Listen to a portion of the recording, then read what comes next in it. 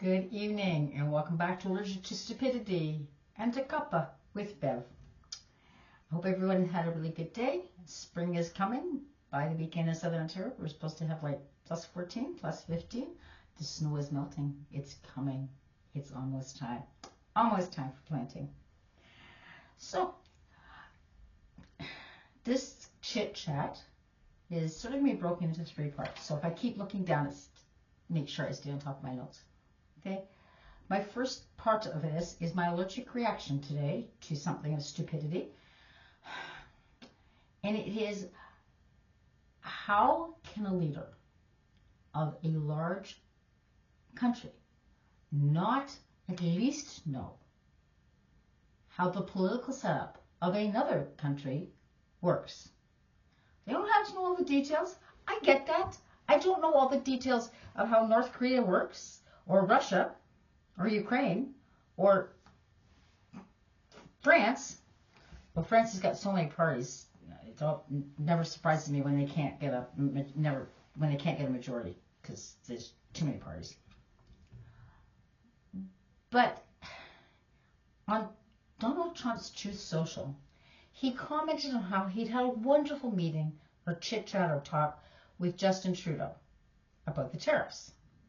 Well, I heard it wasn't quite a wonderful chit chat. But one person's perspective is another person's thought perspective. But in it, he said, I asked Justin about when the next federal election is in Canada. And Justin Trudeau said, I don't know. And of course he said, I don't know, because he doesn't know, for multiple reasons. First of all, we're in a minority government situation. So we pull a non-confidence motion in the House of Commons, when the House of Commons gets back in, and we can have an immediate election because of the non-confidence motions. The United States doesn't work that way. Or it can wait till October when we have to have an election. And by that stage, it's not Justin Trudeau calling it, it's Mark Carney, because he's now the new leader of the Liberal Party. But the next part of his comment on Truth Social was, I know he's going to try and run for to be the leader again. Okay. What part of we don't vote in our leaders, like they do in the States, does Trump not get? This is not like his first time up to bat. This is his second time up to bat as the President of the United States. Didn't one of his lackeys not bother to explain to him last time on how our system and the UK system and Scotland's system and Wales and Northern Ireland all work? Because they're all in the same parliamentary system. Australia, New Zealand, what part does he not understand? Because we vote in for our party. Now, we will concede. People will look at the leader and go, I really like that leader, and so they'll vote for that party. You shouldn't, by the way. You really shouldn't. You should be voting for the party that's going to give you the policies that you think would best help the country. Just a political thing there. So, we don't vote in our leader at all. We vote in the party. The party with the most seats wins. Whoever the leader of the party is the Prime Minister. Same thing in England. Come on. Same thing in Scotland. And yet, that's the first thing he's thinking. And to top it off, Trudeau stepped down like a month and a half ago. How does he not know these things? Why are his little minions not making sure he does know these things? Because this is ridiculous, and it's embarrassing for his country when their own leader doesn't know how other countries work. Now, if you're some little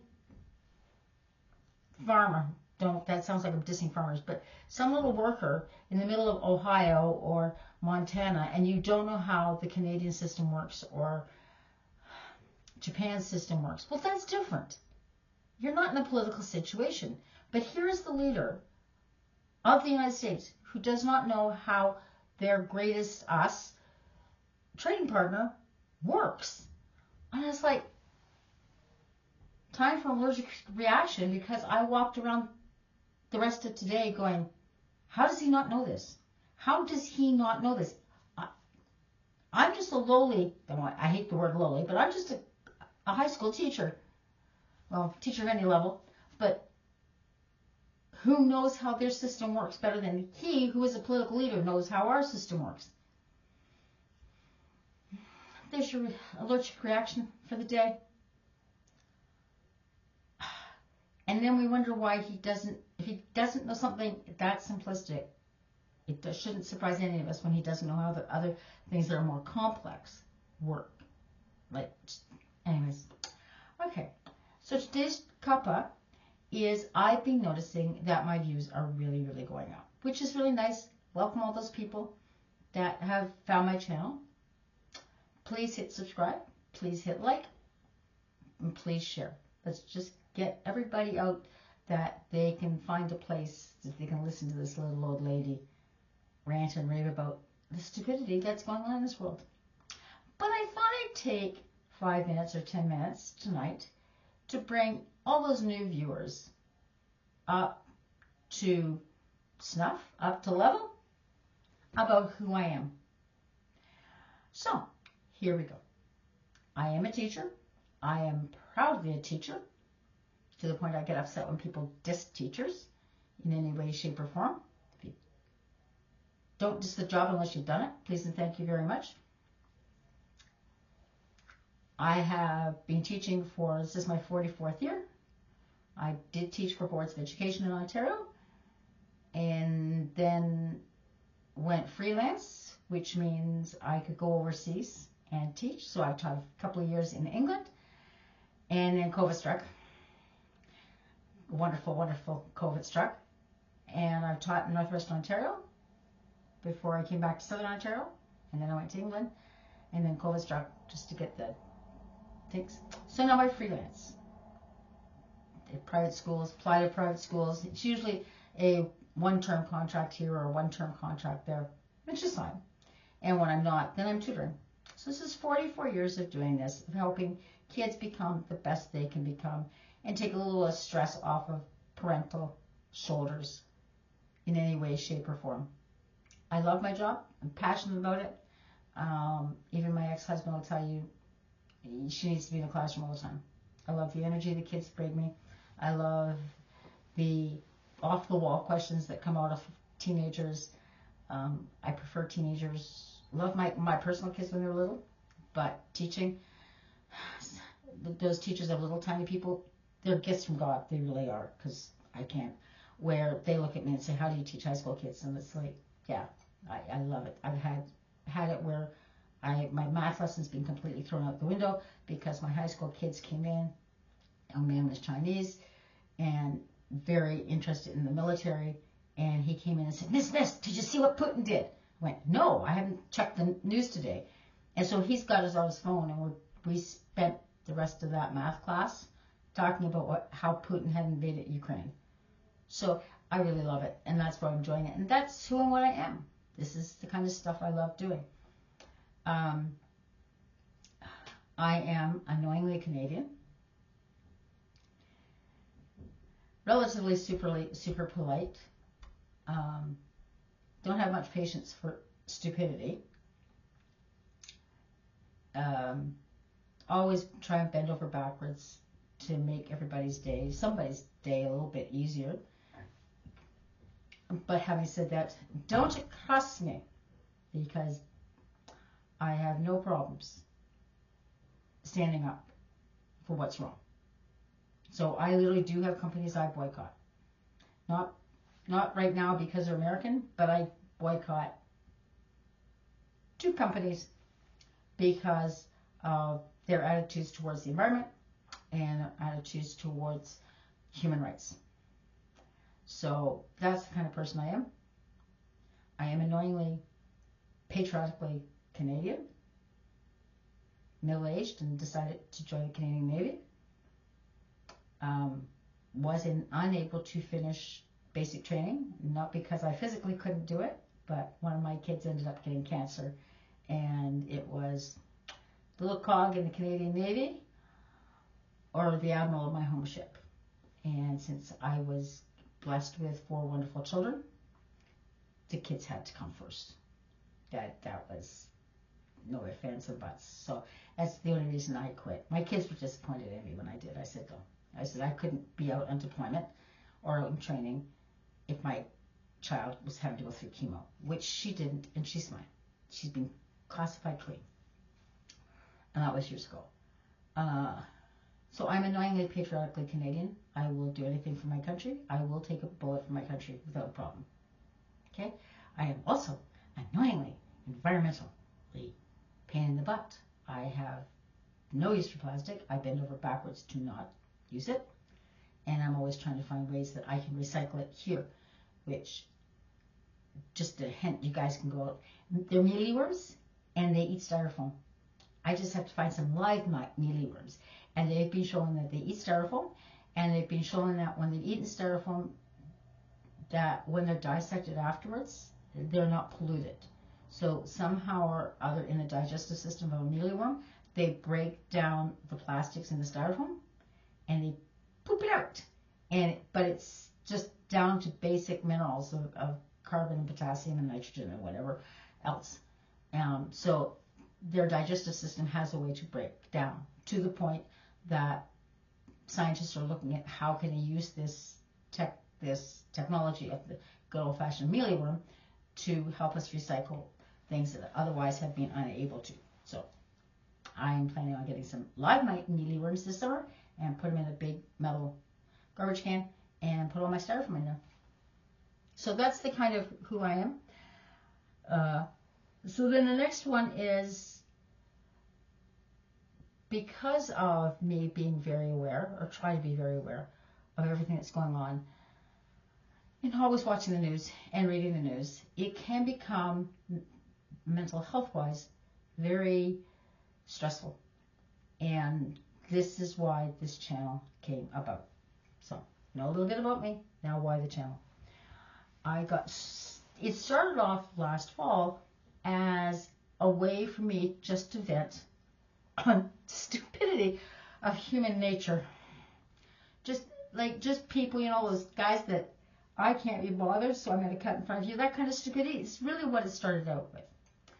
Or some of my other stories that when I told people, they just looked at me and go, WTF? Like, what?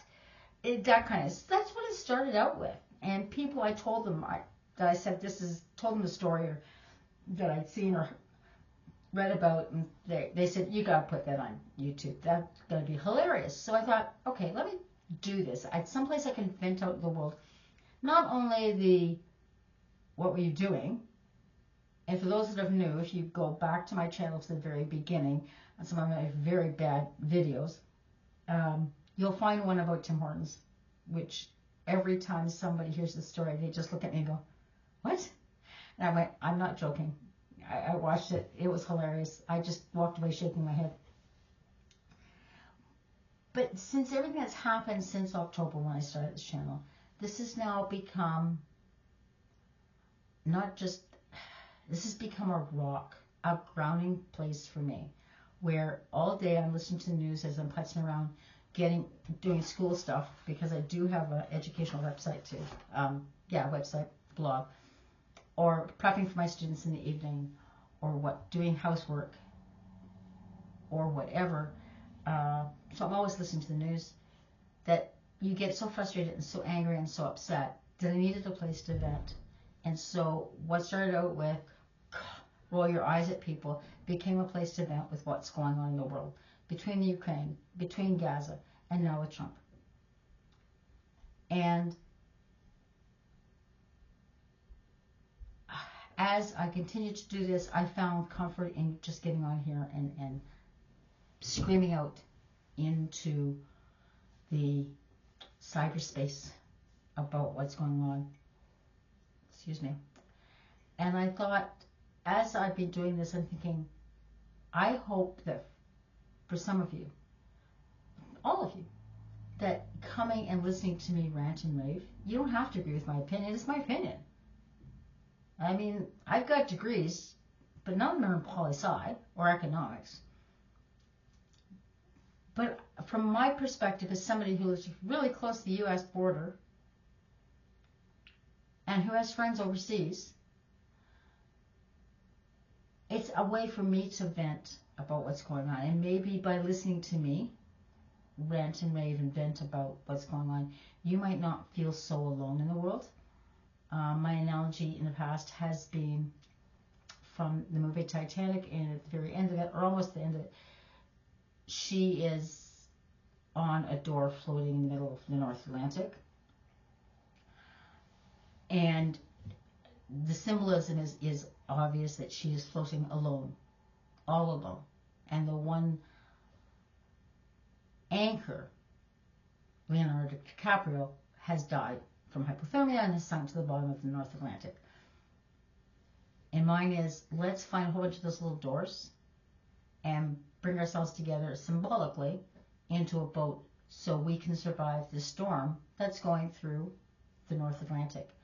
Whether it's climate change, whether it's Trump, whether it's the wars in Ukraine, Gaza, the cost of living crisis, that's not going to get better, guys. No, it's not getting better. It's going to be a long time. Put yourselves back into the dirty 30s, because that's literally where it's going. We just hopefully won't have a dust bowl in North America.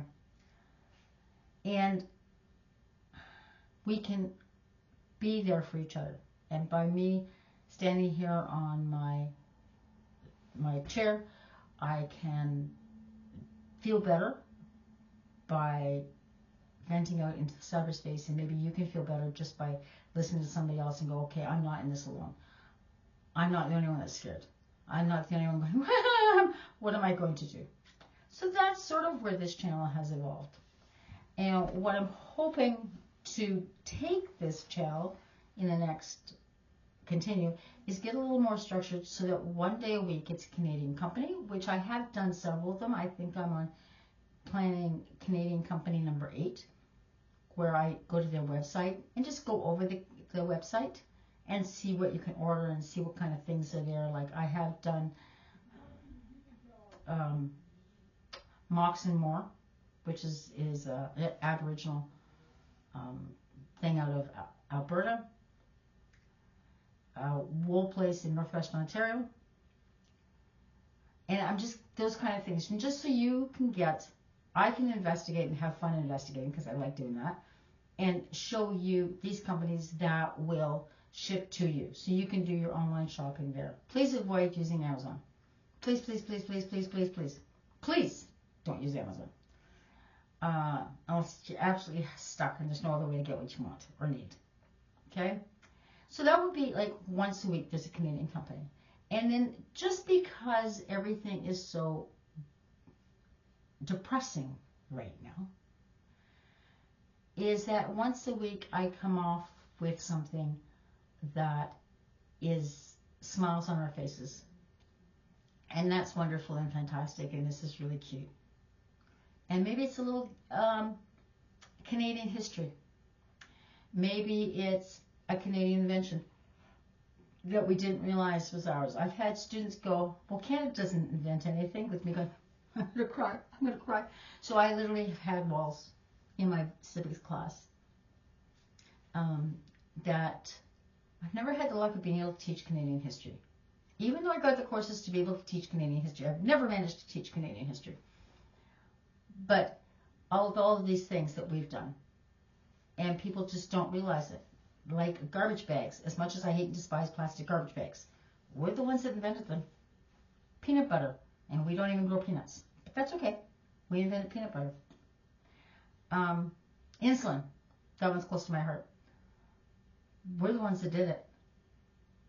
Between Western University and University of Toronto, Banting, Banting is the one that figured it out. Snowmobile, the Arrow, like there's so much that we need to be proud of. So there you go. You've had my allergic reaction for the day, with Donald Trump not having any idea how our parliamentary system works. Be who I am. This is who I am. I have been around the sun a few times. By the way, I have 4 kids plus 1. Plus 1 is my grandson. He lives with me and his dad. Uh, so you know a little bit about me. You also why this channel is where this channel is. Please like, please subscribe, and please share. And number 4, where I'm hoping to take this channel in the next couple weeks. Just to make it not just me ranting, but other things too. And there you go, guys. Take care. Have a good day. I'll see you next time. Next time is Canadian Company number 8.